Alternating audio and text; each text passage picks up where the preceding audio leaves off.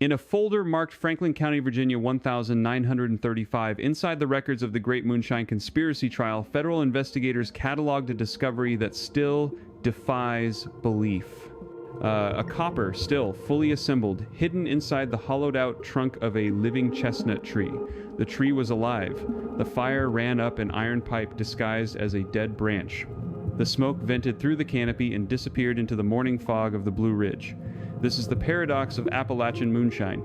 For nearly a century, in a region the federal government mapped, patrolled, and policed with thousands of agents, mountain families produced millions of gallons of untaxed whiskey from hiding places that were sometimes only feet from a public road. They should have been caught. Most never were.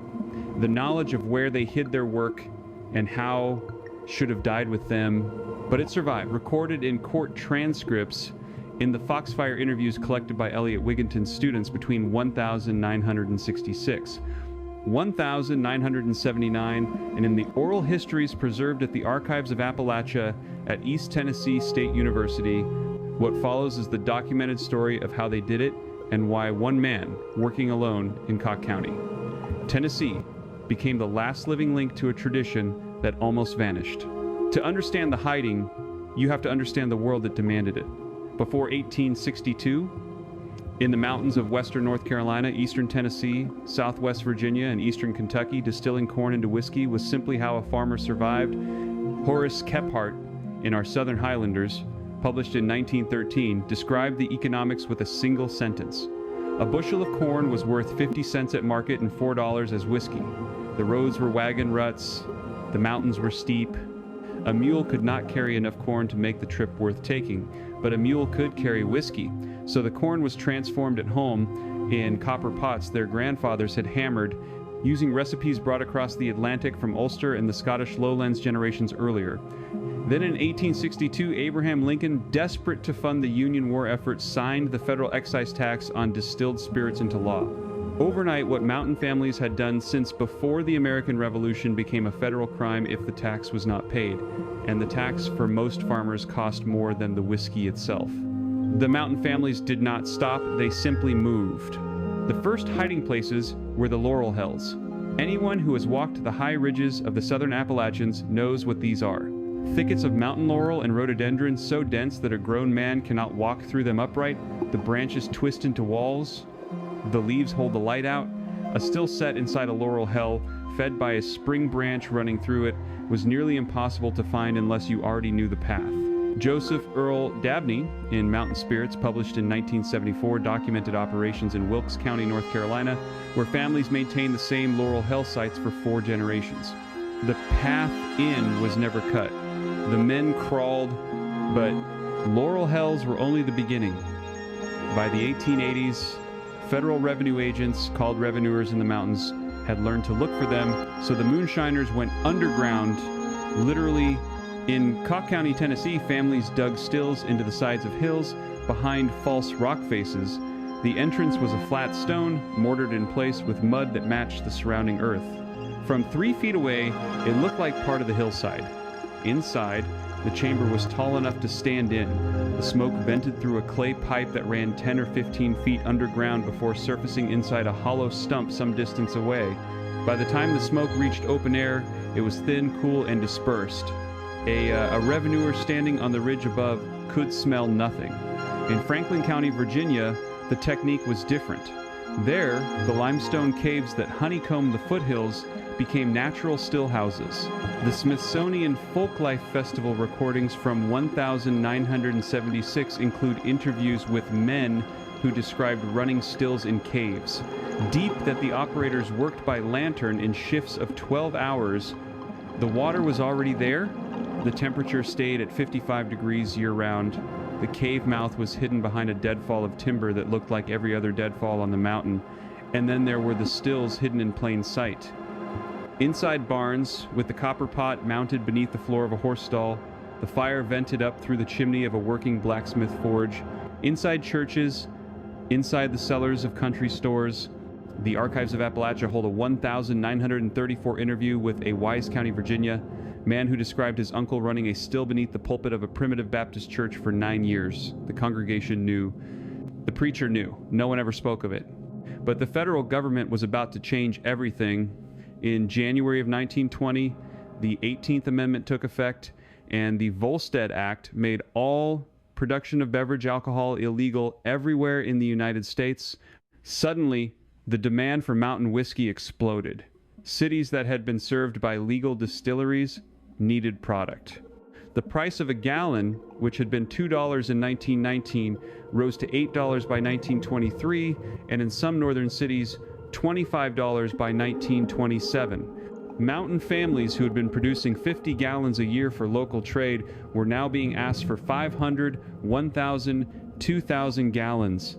The Bureau of Prohibition, and after 1933 the Alcohol Tax Unit of the Internal Revenue Service, flooded the mountains with agents. Between 1,922 and 1,935, federal records document that more than 200 men were killed in raids and ambushes in the four-state Appalachian region. The agents brought airplanes, they brought informants, they brought money, and the mountain families responded with the most sophisticated period of hiding in the entire history of American moonshine. This is where the story turns to a woman named Maggie Bailey. Maggie Bailey was born in 1,904 inches, Harlan County, Kentucky. She stood 5 feet 2 inches tall. She never married.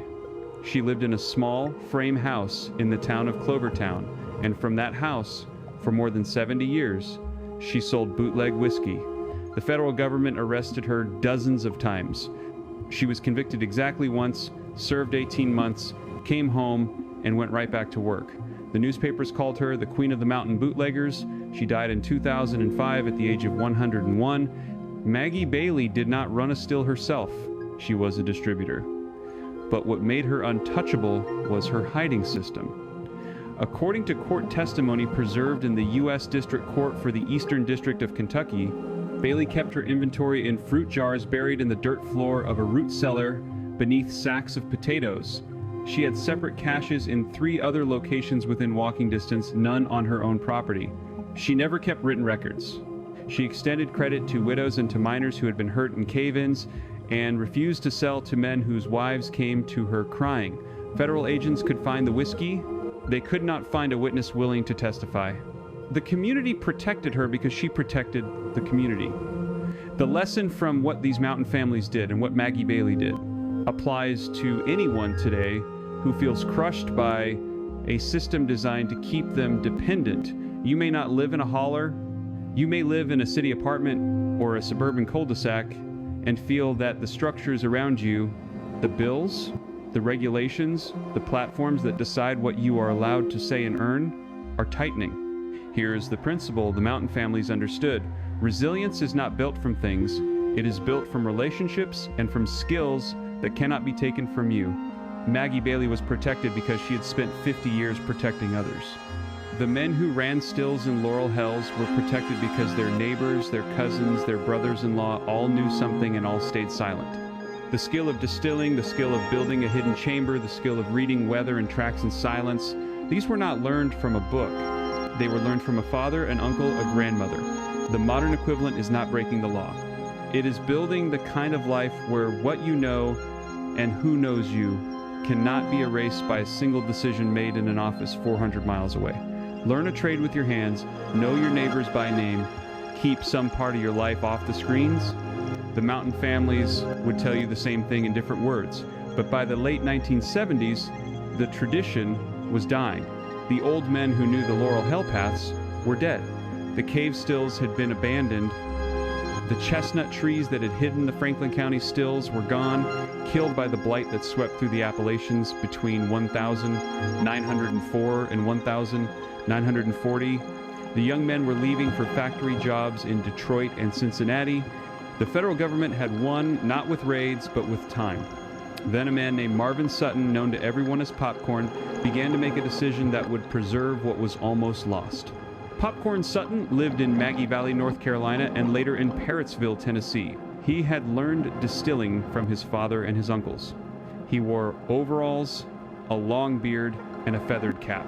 And in the 1990s and 2000s, he did something none of his ancestors would have done. He talked, he published a self-released memoir titled Me and My Liquor in 1999. He allowed a documentary crew to film him at work.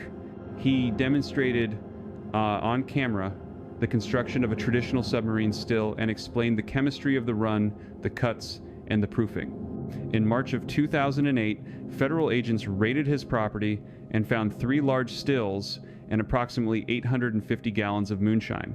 He was sentenced to 18 months in federal prison.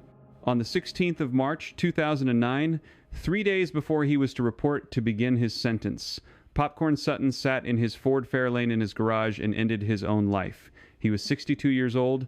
Here is the climax of the documented story.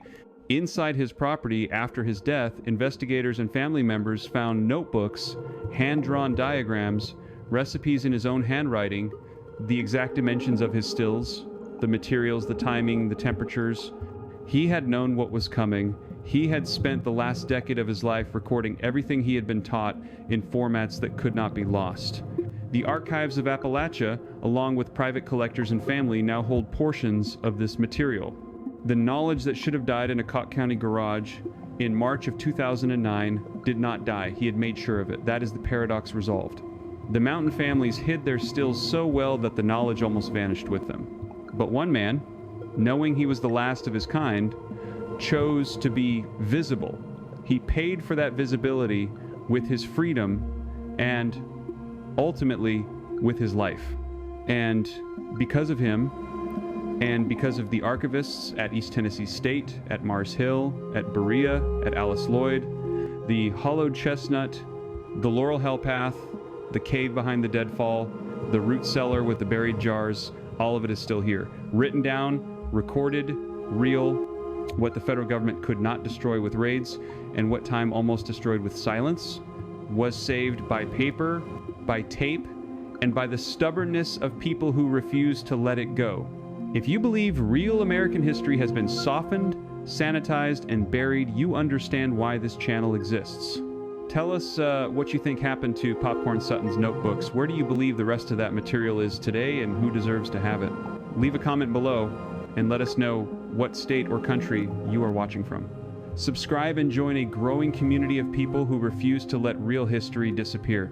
In the next video, we open the file on Willie Carter Sharp, the Virginia runner who outran federal agents for 6 years on roads that no map will ever show you,